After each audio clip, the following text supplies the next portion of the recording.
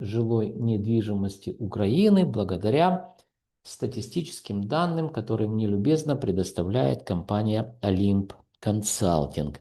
Итак, друзья, перед вами карта Причерноморского региона. Сегодня мы говорим о городе Одесса.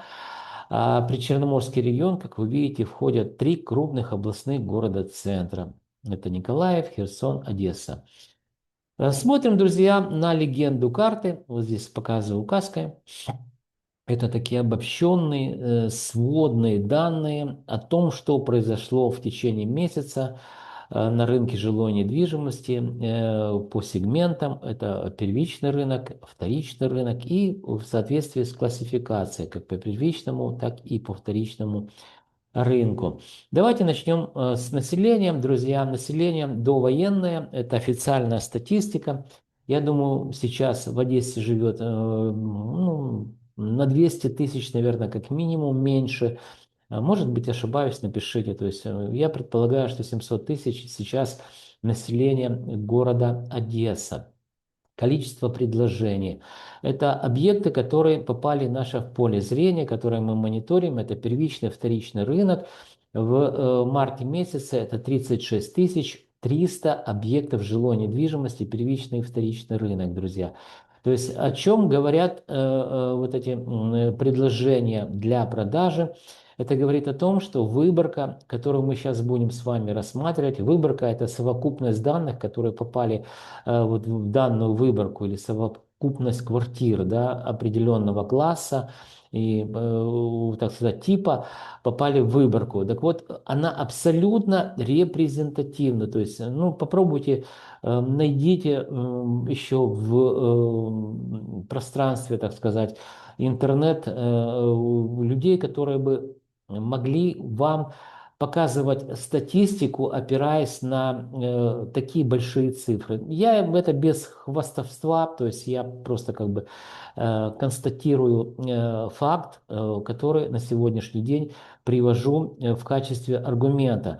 Поэтому, друзья, выборка репрезентативная, релевантная, то есть здесь нет выбросов, здесь исключительно все по классам, по сегментам.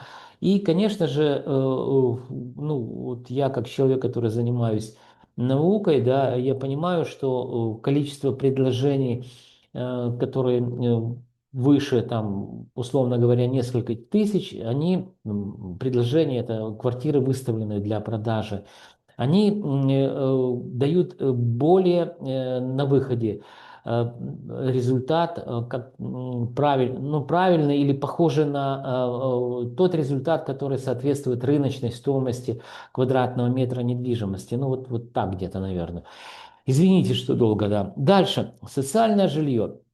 Видим, что снижение минус 0,27% за месяц.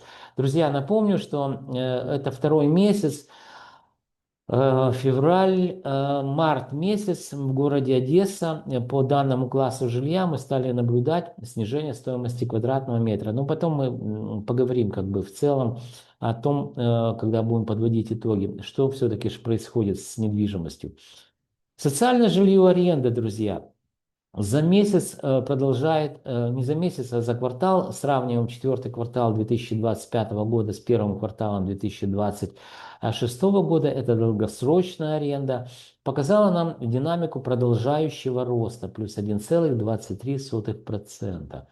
Квартиры эконом-комфорт бизнес-класс, это также вторичный рынок, подорожал на 0,21%.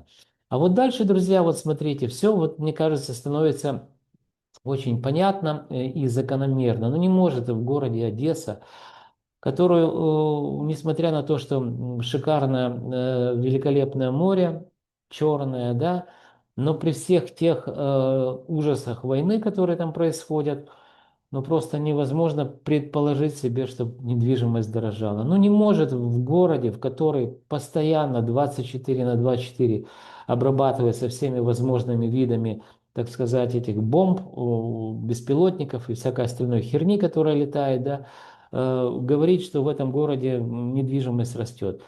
Хотя на весь 2025 год, друзья, эта недвижимость самая показывала динамику роста. Но давайте И первичный рынок квартиры эконом-класс, снижение за месяц минус 0,16%. Первичный рынок комфорт бизнес-класс, снижение минус 0,20%. И первичный рынок элитный класс, снижение минус 0,14%. Итак, друзья, с февраля месяца 2026 года мы констатируем факт, что что-то начинает происходить на рынке жилой недвижимости города Одессы. А точнее, мы начинаем наблюдать, скорее всего, тренды снижения стоимости, которые мы будем наблюдать на протяжении всего